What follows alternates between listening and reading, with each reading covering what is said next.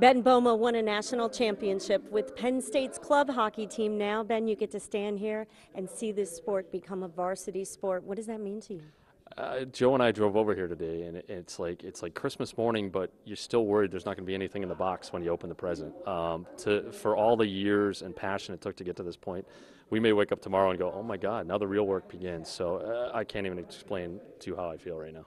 The new work begins, but yet there's been a lot going on behind the scenes, specifically over the last few months. But this is also 2 decades in the making. Maybe even longer. I don't know if you saw a guy here by the name of John Dufford who played here in 1939, 1940. It's really almost 70 years. So, yeah, it's really been a 2-decade process where we've been on the forefront, and everybody you talk to outside of hockey who goes, "Why aren't you guys Division I?" And it's like, some of us on the inside know the politics and the finances and everything that go on. I mean, this was a really tough process dating back to when Penn State joined the Big Ten in 1993. So it's taken a long time to get here. Sometimes there's a little luck along the way. Maybe something goes your way when it could have gone the other way, and I know that was certainly the case for the state of Pennsylvania. Absolutely. Well, that's what the game of hockey is all about in general, but, let alone Terry Pagula, our donor, meeting Joe Batista.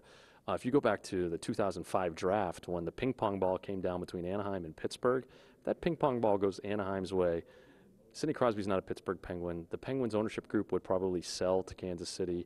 There's no Winter Classic. There's no Sidney Crosby. There's no 2-year runs to the Stanley Cup Finals. So who knows where we would be if that doesn't happen. So you really look back at those little itty-bitty things, just like you'd analyze a hockey game and go, man, we were this close, we were this close. And finally, after 20 years, the ping pong balls fell our way. So this is just amazing. What can it mean for this university and for the athletic department to add men's and women's hockey?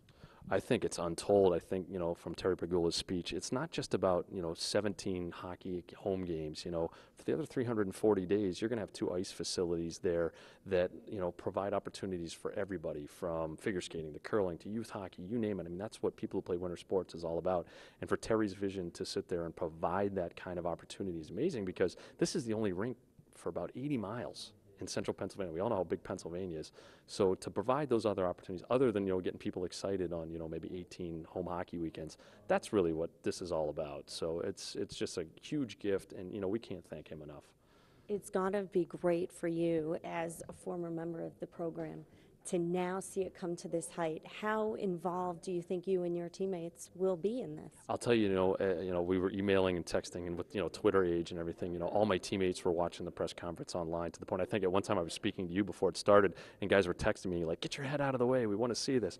So, I mean, there is a very passionate group of guys who've gone through these years of trying to make it happen and trying to make it work, who are probably sitting at home just going, amazing. I don't know what I can say about this because, that's one unique thing we've had here at Penn State is that group of people have always stuck together over the years knowing that this day would be out there someday. So, hats off to everybody, and it's just, but unfortunately now the real work begins because if we do play our Big Ten rivals, those are 5 pretty good hockey programs that are really going to be tough to overcome.